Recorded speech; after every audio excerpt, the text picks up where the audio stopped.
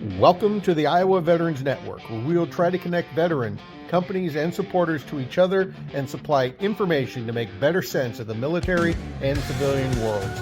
This is Frank Spizzetto, host of this new channel dedicated to engaging conversations. That's it. Hey, good morning, Ryan. Great for you to be able to join my first time ever trying to learn about what it is you do up there in Hamilton County. So tell me a bit about yourself and then tell us what your office does. So I'm a Hamilton County VSO, short for Veteran Service Officer. I actually grew up in Iowa. I grew up in a little town called Terrell up in Dickinson County, on a farm, and hit 18, went and joined the Marine Corps. Did 2 trips with 3rd Battalion, 1st Marines. We had the nasty time in November of 04.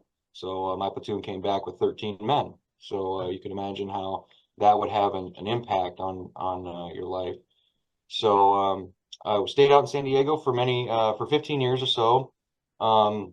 Moved back, I had family. I want to be the cool uncle for my nieces and nephews, but COVID kind of threw a wrench into that. But discovered this position, and I couldn't imagine doing anything else. This is not just my work. It is like, I don't know, this, I just dove into this, and because it's just a passion now.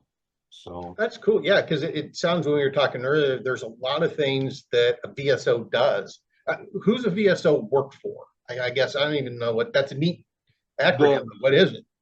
How I describe what we do in a perfect world is a veteran or a family member or spouse or is not really capable of dealing with VBA, Veteran Benefit Administration.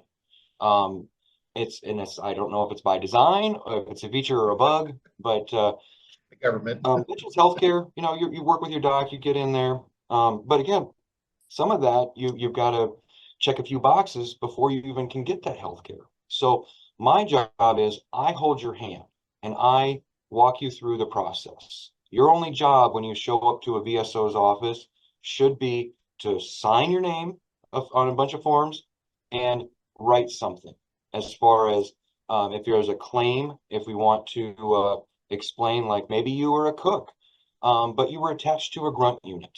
Like the VA's not going to know that. They're just going to look at your 214 and see, oh, he was a cook.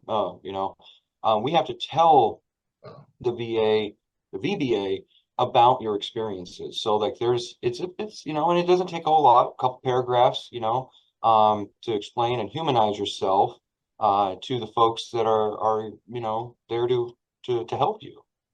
Oh, that's amazing because you made it sound really simple, but I bet there's a lot that goes on in the background that you have to learn to make all that happen. There is and like so some of the things as you go deeper into this with folks that have more like needs of house repair, or not repairs but house modifications, or they need a ramp, or they need elements of grab rail, hand bars, or a chairlift. Equipment that is provided by the VA is free of charge, and installation is included. Now, who initiates that is the veteran's primary doctor. They send occupational therapy out to your home. Hey, look around. Okay, we need this. Okay, cool. If there's a walk-in shower need, that's a home modification. Different process, same process up front, but requires me to do some stuff. Like then we do what's called a HISA grant. Okay, and then so for example, a veteran who's 50% service connected or less gets a one-time payment of $2,000 to help with that modification. Or if they're 50% or more, they get a one-time payment of $6,800 to help with that walk-in shower construction cost. Again, but it's like, when I first did my first one, I was like, okay, I got the form filled out. Now, where do I give it to? It actually gets ran through the prosthetics department. So, simple things like that, that you're just like, I need to talk to the right person, find the right person. That's the goal. And so that's my job to not, don't get frustrated with the VA. That's my job. Like they pay me for it. So the county has determined, hey, if we take care of our veterans, we're going to have a better community. And, so like, hey, our office, like I have a staff, not necessarily a staff. She works, about half social services and half VA. So it's a Okay. great marriages of the office. So like kind of maybe where I would fall off, she would pick up and vice versa. We're only legally required as a county to have, based on our population, to have somebody here 20 hours a week. Oh, But wow. our county has stepped up, and so we have 60 hours a week assigned for VA. And So you just said something, Ryan. So there's a requirement. You have to have so many VS. How many VSOs are there in Iowa? I mean, there's about there's 99, 170, yeah, 170 170. VSOs. The larger counties, I think I want to say there's 4 or 5, like in Dallas or the bigger counties. So Okay. it kind of based on population is how they made the law. And some counties do the bare minimum, and it is sad to see because things take time. Like for example, to do a survivor's pension, so a surviving widow, there is about 9 documents that you need to have the family or the widow get you, and then you need to generate about 11 forms, and they're not short forms, and it takes time. And Yeah. so to do it correctly, so um there is a time constraint. And the sad thing is sometimes I know that in a neighboring county, 3 years ago they had 872 vets in their county. Now they have 642. Well, where did they all go? They all Yeah. passed. So there is the biggest underserved population in America, I believe, is the surviving spouses of service members, because one, they don't know, and two, it's a little complicated. And so that's where the VSO has to identify them. I see them, and then there's the DIC. If the cause of passing of death was service connected, that's an easy one. That's a DIC claim. Those run through very quickly. And so, but if the spouse doesn't know, family doesn't know, then the fortunate thing is with that goes back to the date of passing. So if we identify them, so like, hey, they passed away in 1980 from a herbicide exposure element, that's back pay from 80. So then you get some nice 6-figure payouts for the spouses. Well, I know when I got out of the service, my first time, I went to the resources, right? Went online, did all this kind of stuff, and Department of Veterans Administration, saw all this stuff. I'm like, oh my goodness, I'll just deal with it. And it wasn't until years later I discovered that, oh wait, there's this county person who does all this and walks you through it and gives you the advice. And like you said, most of the cases you do a lot of the work. Mhm. Yeah, it's a watching, it's seeing where the errors are. Sometimes, or correcting, like the easiest ones to do are the guys that have never filed, because then I don't have anything to go back and correct. But the challenging ones are the ones where you go and identify where the deficiency was, or what needs to be made clearer, or and then that way, because what I don't like to see, and what happens a lot is folks get frustrated, and it's like, oh, I give up, like I'm tired of dealing with VA. I've done this claim twice, and both times that, or they just don't know the rules. Some of them, the rules. You can do your own claim, like you can. It's possible. I do not recommend it. But Yeah. like with this online you can do, but that's what we're here for. We get trained 3 times a year, spring and fall, state school and national training. So we get trained like 214 hours a year, and we still learn something. There's still value. Like I'm never going to stop learning. Yeah. And then, but part of it is too, is like some of the more complicated or certain elements, like they're maybe out of my wheelhouse, direct them to the correct person. Like there is law firms that are on retainer with the state of Iowa, with the National Veterans Organization, that you, they're there to help, and you can get that legal advice if necessary. Um, Yeah. so so that, yeah, it's all, a lot of what we do is just resource driven. It's like, hey, this is available to you, or do you know about this organization? My post 9/11 deployed folks, the Separate 5 Fund. I'm like, here you go. They'll pay your mortgage if you're, in a bad place. Like Wow. they'll come in and, so it's like all of these little things that the money's out there, very easy to get. Um, but you just have to know. And so, that's why I try and do as many events and as many public, elements that I can. I go over to the VFW and the DAV in Fort Dodge, not my county. I don't care. Those, like some of the, it's kind of, I one of the saddest days of the month for me because there's so many gentlemen over there that have not been, that have gotten frustrated. And so like it's my Yeah. job to clear that out and get them back to where they should be. Yeah. So you were saying that there's more than the paperwork that you do, more than filing in documents. What are some other things that you or a VSO does in their county or in their territory?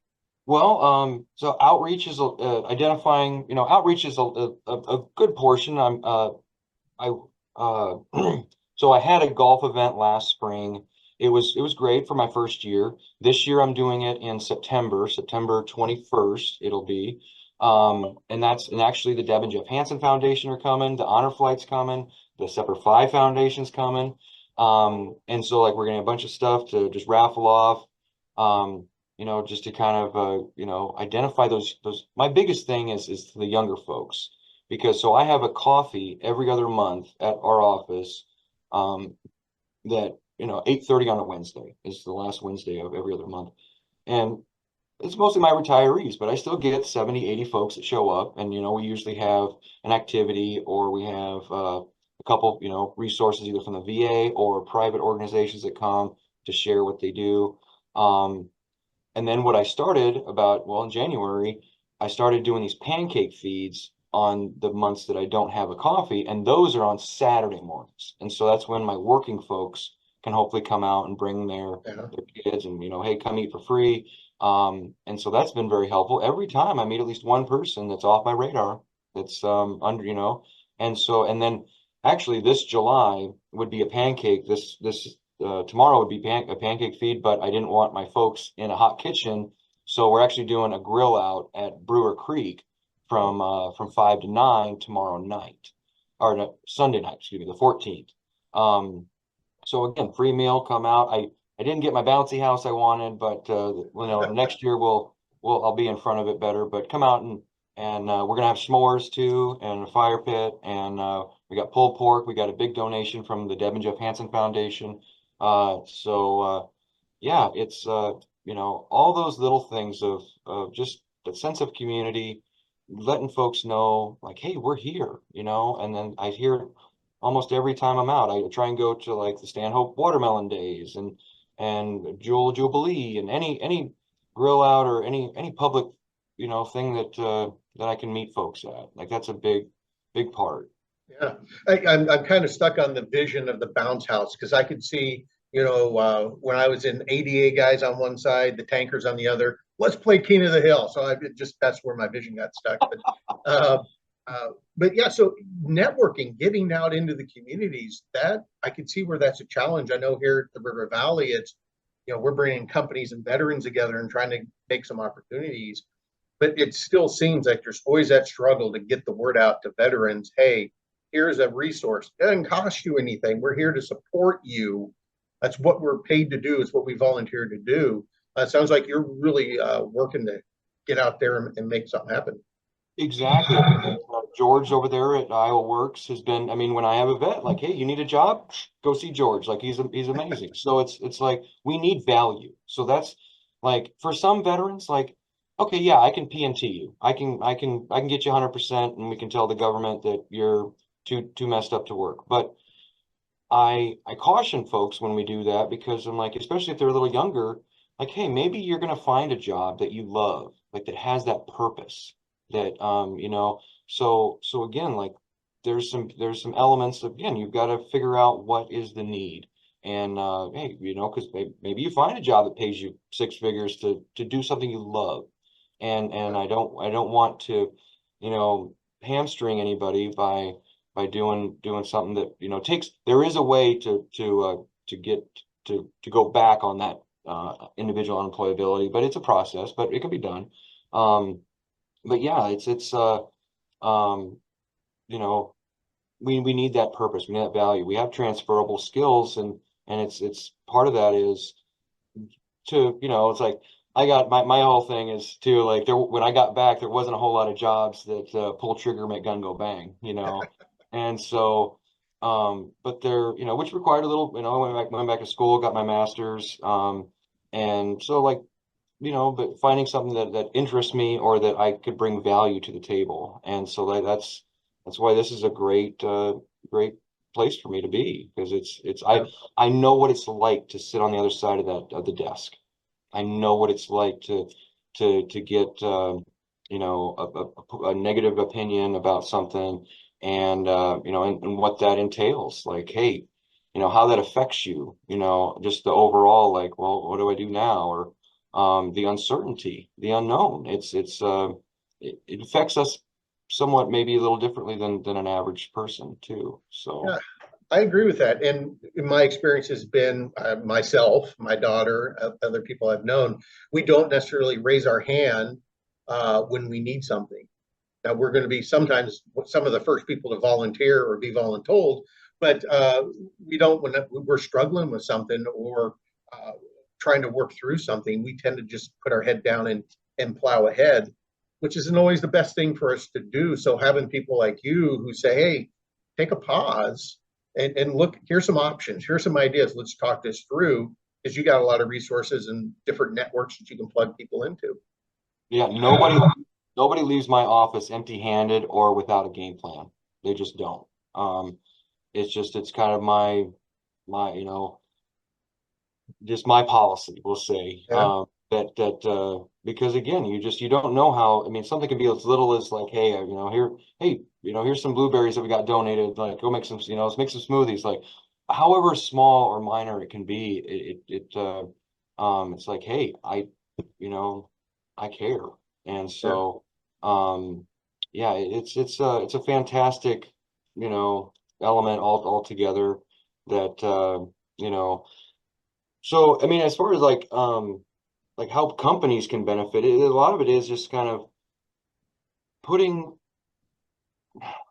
putting veterans in those positions that they can see where their skill set can be applied. Like, again, the veteran ready versus veteran friendly. Like, I think that can be a little bit of a misnomer sometimes. Yeah. Um, so some of it is a little bit virtue signaling on some companies' level, and so. But again, it can be overcome. It's, a lot of times, like to be able to get trained, and be like, hey, well, he was a mechanic on, in the Army. Okay, yeah, we can get him trained up, and he can work on our combines for it. It's like Yeah. figuring out, making that leap sometimes that I think you have to have somebody, somebody in HR with that vision to see like, okay, I can take this, and we can use this person can become an asset to us. Yeah, well, like you said, it's hard to put on a resume, point gun, make it go bang. Going to your analogy there, hey, we have somebody, we need a maintenance tech for our combines, but do you really know how to go into the middle of a field and, work on a vehicle? Well, did it in the middle of the desert while being shot at when it was 110 degrees. I mean, so, but how do you put that stuff on a resume? It's always so simple, so educating companies to look beyond just the words on a piece of paper and say, Mhm. hey, if I got somebody who's a wheel mechanic or a generator mechanic or a cook, there's there's experiences beyond what's just going to be listed on that DD 214 or piece of paper. Exactly. Exactly. I mean, there is so much. I mean, I see 214s all the way from World War II, to now. And sometimes you're like, oh, there's certain words that they say you look for, certain units. And, like I'm trained to look for that stuff. It's like, oh, when I see, Normandy on a World War II, I'm like, wow, that's just, or the Ardennes. And you're just like, wow. But then, you see other things that are, like what their job was. I'm like, oh, I gotta look that MOS up. Like, oh, that's water Yeah. treatment filtration specialist or something. Like, wow, that, like, hey, his school was, 4 months long. Like, it must have been something that was very technical, or teachable. So, yeah, like it just, like I said, we need purpose, we need drive, we need, so like that's a big thing for me. So, but no, like I said, our office is just multifaceted, utilizing, resources and expert and getting subject matter experts. Not everybody is the same service connection, healthcare wise needs. So it's like, hey, a veteran who is single at 50% is going to have different needs than a veteran who is married at 10%, like, True. hey, True. are there, so, okay, luckily I found an insurance expert who is a vet herself. And so like when that comes, like all from the bare minimum to all the way to champ VA, getting folks figuring out what is the best thing for them. Oh, you have children? Okay, we need to make sure you're covered here. Oh, you need this over here because this is what you are. So everybody's Yeah. very unique. And so it requires that element of just, coming out and doing the work, Yeah. just doing you know, yeah, it's just, and that's the amazing thing. Like when I get folks enrolled in VA healthcare, like I probably do 3 a week. And that's probably one of the most powerful things, like that um, it's like, hey, you got out 72 and you've been struggling this whole time and you didn't need to be. And so it breaks my heart, but it's like, we got you. All right, call over to Fort Dodge, get your doc. We're going to start, hey, no more do you need to pay for a drug plan. Like, hey, VA is going to get your drugs for you, like you need your medicines, you need your treatment. Like there has been $1,000 swings that are just insane to see. And so it's like, education, it really does, it comes from education. And I can be a little zesty when it comes to finding, like, when I see the process where the breakdowns, I guess, where folks don't get notified. Here's a prime example. Say somebody gets 30% service connected from a 10 or 20 or 0. Well, the VA sends a packet, and on page 5 it's buried in there. If we are paying you as a single dependent, if you're married or have children, please let us know to add them. Buried on page 5. Is that a feature or a bug? So like I see at least once a month I have somebody come in that's off my radar that's like, oh yeah, I got this rating 10 years ago. It's like, oh well, are you married? Yeah.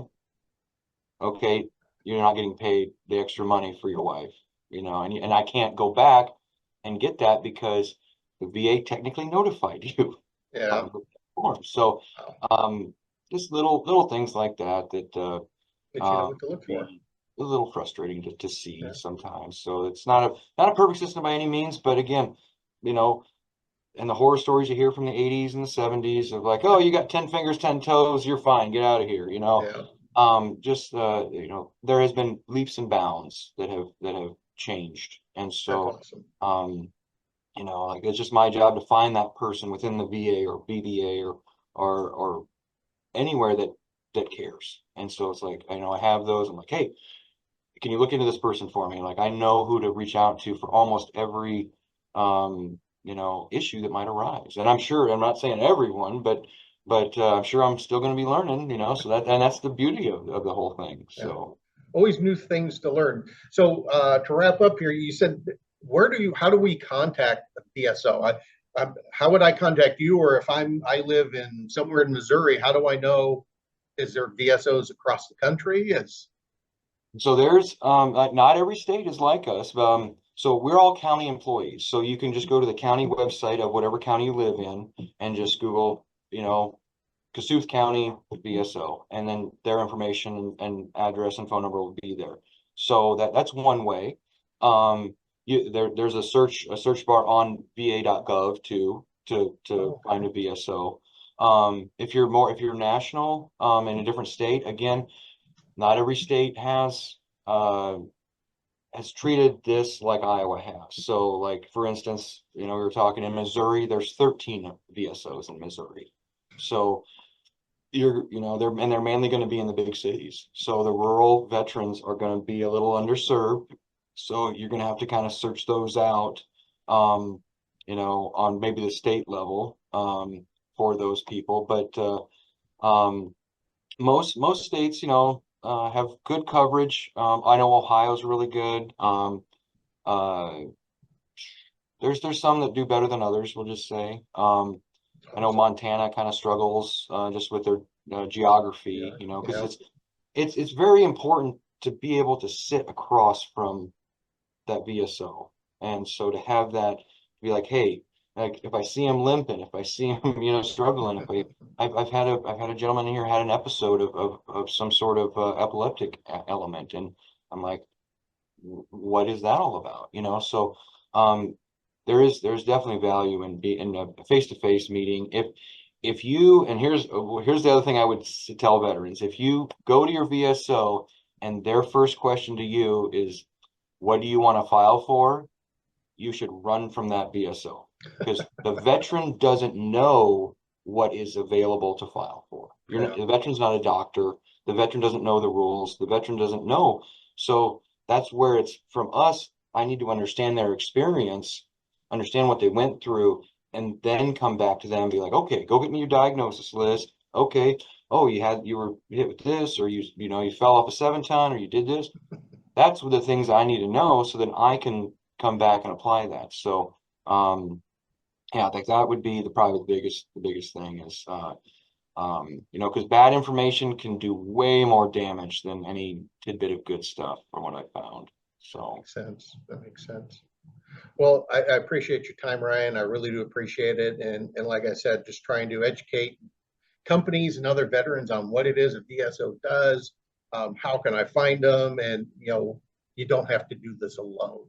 Don't have to be alone. No vet should have to be alone trying to figure things out. Reach out, contact Ryan there in Hamilton County in Iowa, or go to, I didn't even know about VA.gov. You can find VSOs there. So that's another awesome piece of information. So you have a great weekend, Ryan. Take care.